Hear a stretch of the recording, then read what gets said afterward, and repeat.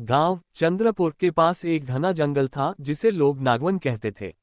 वहां जाने से सब डरते थे क्योंकि कहा जाता था कि वहां एक इच्छाधारी नाग रहता है जो अपनी मणि की रक्षा करता है। 14 साल का आरव एक जिज्ञासु और साहसी लड़का था। एक दिन उसे अपनी दादी की डायरी में एक नक्शा मिला जिसमें नागवन के बीच छिपे एक गुप्त मंदिर और सांपों की भाषा समझने वाले कंगन का जिक्र था। आरव ने तय कर लिया वह उस रहस्य को जानकर रहेगा।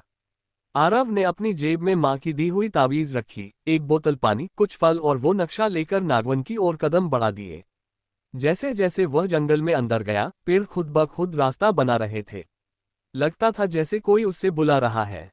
अचानक झाड़ियों के पीछे से एक बड़ा काला सांप निकला, लेकिन हमला करने की बजाय वो बस आरव को देखता रहा। उसकी आंखों में गुस्सा नहीं, दुख और चेतावनी थी। रात होते होते आरव को एक पुरानी गुफा दिखी जहां एक दीवार पर प्राचीन लेख थे। जैसे ही उसने दीवार को छुआ, उसका कंगन चमका और उसे सांपों की भाषा सुनाई देने लगी। तभी वही काला सांप फिर आया और बोला, तुम दादी कमला के वंशज हो। आरव चौंक गया। हाँ, तुम उन्हें कैसे जानते हो? सांप बोला, वह मेरी मित्र थी, उन्होंने मेरी मणि बचाई थी। अब कोई बुरी शक्ति उसे चुराने आई है। क्या तुम मेरी मदद करोगे? आरव और सांप, जिसका नाम नागेश था, ने मिलकर मंदिर की ओर बढ़ना शुरू किया। लेकिन रास्ते में उनका सामना हुआ एक विष्कन्यासिक जिसके पास अंधेरे का जादू था। उसका लक्ष्य था मणि को चुराकर सारी दुनिया में अंधकार फैलाना। आरव ने हिम्मत नहीं हारी। नागेश ने उसे अपनी शक्तियां दी, एक नागफनी का तीर और सांपों की रक्षा मंत्र।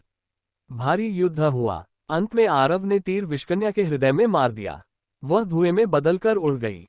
मंदिर में पहुंचते ही नागेश ने आरव से कहा, अब ये मणि तुम्हारी है, लेकिन क्या तुम इसे रखोगे? आरव ने मुस्कुराते हुए कहा, नहीं, मैं बस ये चाहता हूं कि नागवन फिर से सुरक्षित रहे। नागेश की आंखों में आंसू थे। तुम्हारा दिल शुद्ध है, इसीलिए तुम सांपों की भाषा सुन सके।